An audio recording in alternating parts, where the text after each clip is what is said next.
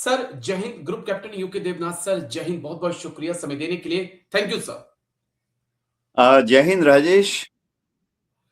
Thank you sir, आपने समय दिया, शुक्रिया इसके लिए। दरअसल दिल्ली के जंतर मंतर पर हमने जनजी का आंदोलन देखा और एक अलग स्टाइल का आंदोलन था। जनजी ने बताया कि वो आप बहुत आगे की बच्चे सोचते हैं। इस दौरान उन्होंने नारे भी लगाए और अभद्र भाषा का इस्तेमाल भी किया।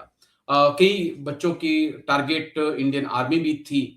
तो मुझे भी लगा कि ये बच्चे इंडियन आर्मी को टारगेट क्यों कर रहे हैं। मेरे लिए बड़ा सवाल था कि इंडियन आर्मी का क्या रोल है जिस कारण ये बच्चे इंडियन आर्मी को टारगेट करें। और अब मैं देख रहा था कुछ फेसबुक पे, इंस्टा पे और यूट्यूब पे कुछ हमारे ब्रिगेडियर साहब रिटायर्ड जो हो चुके हैं या कुछ कर्नल साहब जो हैं वो लगातार इन बच्चों की आलोचना कर रहे हैं और भला बुरा इनको इनके संस्कारों के बारे में बात कर रहे हैं।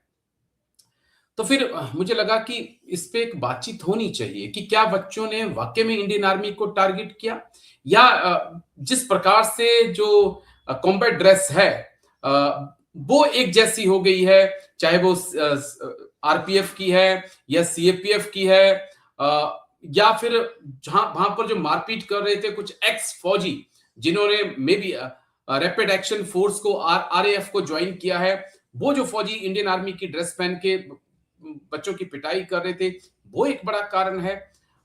मुझे तो यही नजर आता है क्योंकि एक आम इंसान के लिए आज जो कॉम्बैट ड्रेस आ गई हैं उसमें फर्क करना थोड़ा सा मुश्किल होता है। कॉम्बैट ड्रेस को देखकर कई बार अमूमन बच्चे सोच बैठते हैं कि ये इंडियन आर्मी ही है, हालांकि वो होते हैं सीआरपीएफ वाले, वो होते हैं रैपिड एक्शन फोर्स वाले। सर, आपका पॉइंट ऑफ व्यू। हाँ राजेश, आपने सही फरमाया। देखो, जेंजी जोशीले होते हैं, सही या गलत वो अलग बात है। हैं तो भारत के ही सिटीजन, हैं तो हमारे ही बच्चे। गलत हो सकते हैं, सही हो सकते हैं, वो अलग बात। ये आज से 30 साल पहले जी। मिनिस्ट्री ऑफ डिफेंस में आर्मी ने ये पॉइंट उठाया था। मैं एग्जैक्टली बता सकता हूँ। एग्जैक्ट वर्ड यही थे कि जिस तरह से सीएपीएफ और अलग अलग पुलिस फोर्सेस कॉम्बैट ड्रेस अख्तियार करती जा रही हैं, तो ऐसा भविष्य में हो सकता है कि लोग इंडियन आर्मी और सीएपीएफ के बीच में कंफ्यूजन कर लें।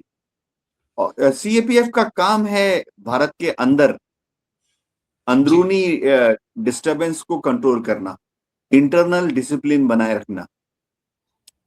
अब जब आर्मी ने देखा कि इससे आर्मी की भी छवि धूमिल हो सकती है, ये 30 साल पहले की बात है, तो आर्मी ने प्रपोजल दिया था मिनिस्ट्री ऑफ डिफेंस को कि सीएपीएफ की कॉम्बैट ड्रेस जो है उसमें आप पुलिस वाला रंग ज्यादा रखिए। बिल्कुल। पुलिस जो है हमेशा खाकी इंडिया में यूज करती थी, और जरूरत ही क्या है। उन्होंने कौन सा जंगलों में जब सीआरपीएफ लड़ती है तो नक्सल एरियाज में भी, तो कौन सा नक्सलाइट ऐसा है जो कि वहां पर आपको उनको कैमोफ्लेज होना है। कैमोफ्लेज की जो इतनी भयंकर जरूरत है। मैंने ऐसा कोई ऑपरेशन नहीं देखा। पुलिस फोर्स जाती है, अपनी वर्दी में जाती है।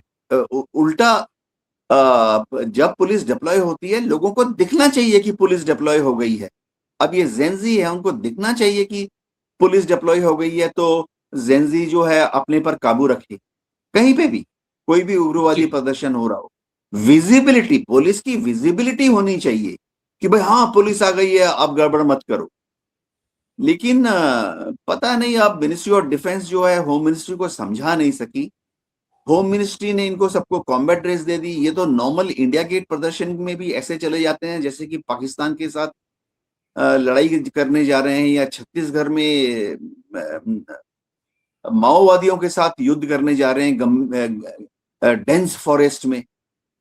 तो ये तो, अब लेकिन देखो, ये एक और चीज मैं बता देता हूँ। जी। इंडियन आर्मी को क्या करना चाहिए। देखो, हर जगह पर एनसीसी यूनिट्स हैं कॉलेजेस में। हमें कोई रोक नहीं रहा है कि हम एनसीसी के दौरान उनको समझाएं। कि भाई जब भी आप देखते हो तो पहले जरा बैजेस देख लिया करो, जाके पूछ लिया करो बिल्कुल।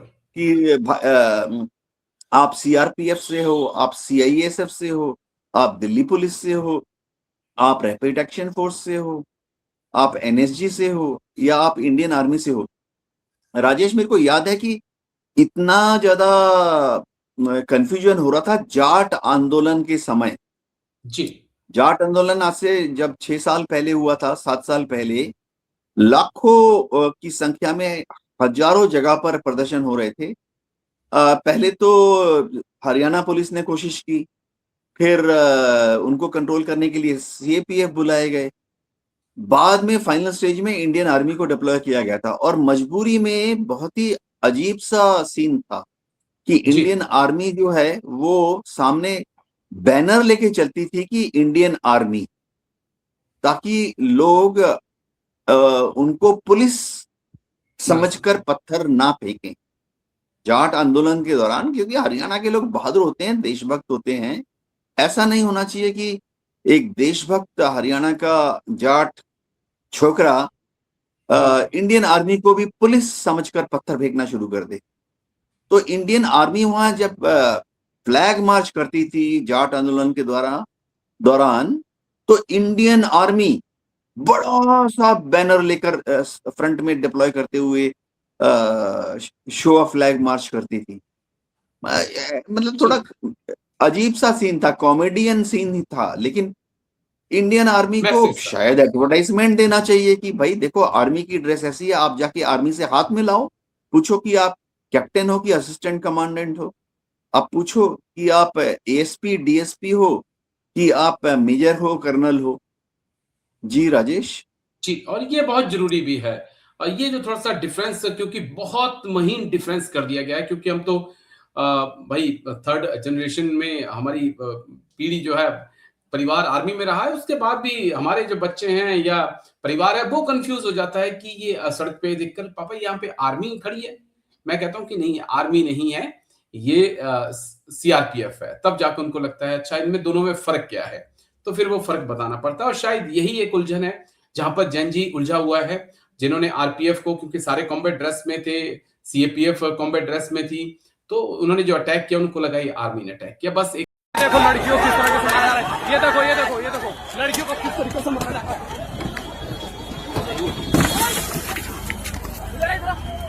यहाँ पे किस तरीके से मारा जा रहा है, ये देखो।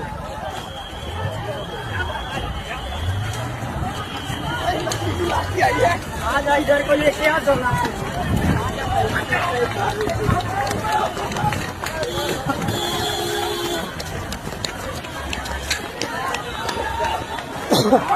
वो धुआं देख सकते हो कितना। हाँ हाँ